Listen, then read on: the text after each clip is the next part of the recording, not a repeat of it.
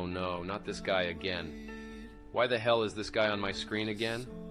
This black-eyed, irrational, demented, empty suit is once again on my screen, spewing rhetoric that I'm almost certain is going to make me cringe. Just like the last time, and like every time this cold and hollow man makes an appearance behind some infographic, which in just a few short words tells me what he cannot say in minute after minute of empty words, hot air, and ill vibrations. He is about to incense, libel, and condemn the majority of our nation with the same old lies, the same old canards, and the same old tropes of an invisible boogeyman. A specter of the past that hasn't been seen in this country in over a century, to assure us that it is by far the most pressing issue of national security and of cultural impetus, a harrowing and shameful eternal scar that blights the visage of our great nation and of an entire race of good people who built this nation.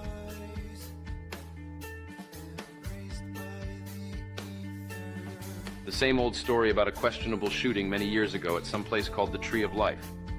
The same old story, a horrific tale of a fake uprising made to look like that group of people who built this nation, and their anger, their hate against a tiny 2% minority, one that has been the sheer epitome of the victimization of hate for over 1,000 years on this earth.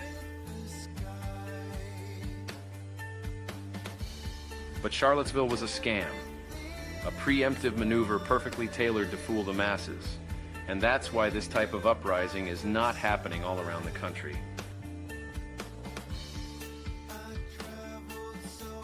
We've heard it 100 times, nay 1,000 times, but what we haven't heard is how that 2% is known the world over to stage a fake revolt, in order to go after a people who had no such revolt in mind, because they know that this group will revolt, because they have in the past hundreds of times, when they found out that this group was destroying their nation.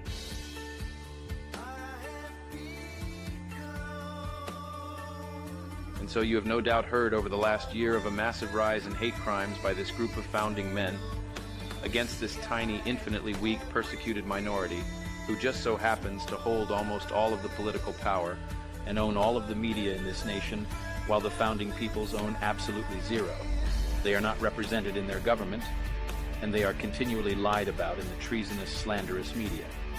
They are called Nazis, they are called racists, and bigots by this so-called elected leadership, the law society it governs, the media they control, and now even the massive hordes of foreign peoples brought into their nation illegally in order to lessen and dilute their ever-shrinking political power and cultural representation.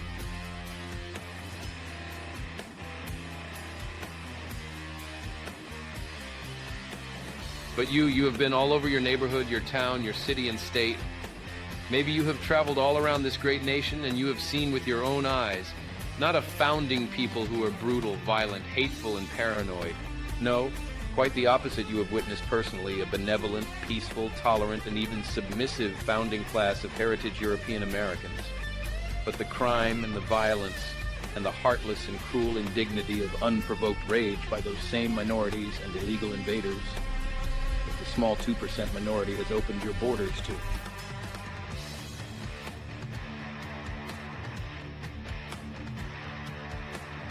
You have seen violence, hate, bigotry, and rage toward those founding people by not only those invaders of your nation, but by the same media, institutions, government, and so-called elected class, with your very own eyes.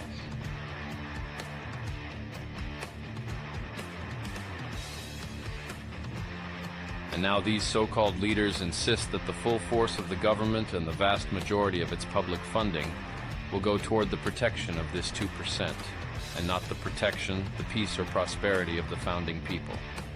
It is to be used against them in every way, in programs overseen by this small 2% victim minority.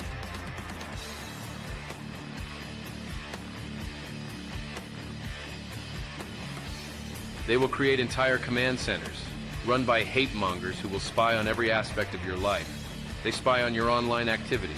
They run covert operations in internet groups, chat rooms, and places where normal citizens socialize, discuss, and share news. They will bombard the masses with billboards, television, and radio advertisements. Television and news special reports like the ones you are seeing. They will spare absolutely no expense to proclaim over and over that this invisible boogeyman, the white supremacist, is lurking around every corner, hiding among the masses. They are your son, your husband, your friends, and that you should turn them in. You should call the police or FBI and report your neighbor. If he so much as mumbles that he doesn't like the way he's being treated in the nation that his family and forefathers built.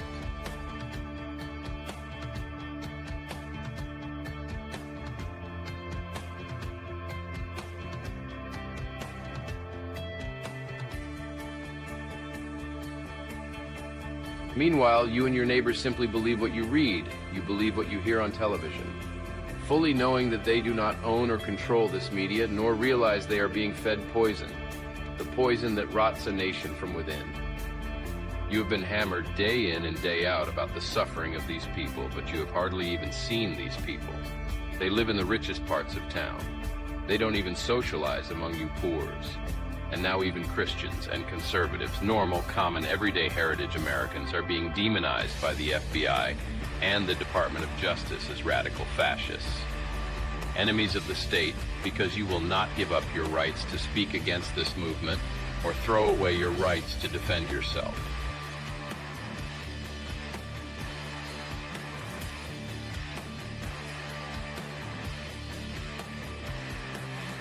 You see people suffering. You see your fellow working-class Americans having to work harder and harder for less and less. You see your people losing their jobs. You see large institutions adopting policies that preclude your people from getting new or better jobs. You're no longer allowed to climb the ladders of society and work your way up. Your efforts will no longer benefit your position, but they will benefit the foreign invaders who now enjoy preferential treatment for jobs, for mortgages, and for all positions of cultural influence. You are taxed more heavily, while they pay very little taxes. You don't qualify for government assistance while they receive handouts that rival your earnings, and they do not even have jobs. You see with your own eyes homeless war veterans dying from suicide, mental illness, and diseases which were their true compensation for fighting endless wars, none of which benefited your people, and all of which benefited this 2% minority and the most victimized people on earth.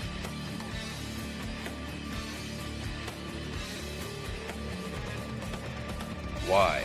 Why do they keep saying that? You see with your own eyes it is not true. Why do they insist they are victims, and you are the attacker? You are the fascist.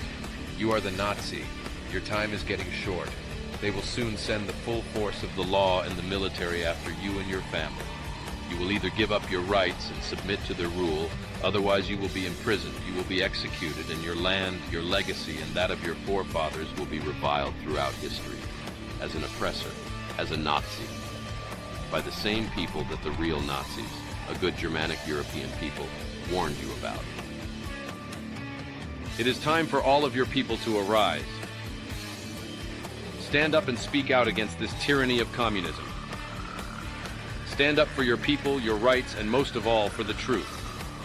For it has always been foretold that the truth will set you free. Arise, white man, it is time to fight back. God is with us. We are the true keepers of God's law, and only God will judge us. Name thy enemy, name the Jew, and defend the white race.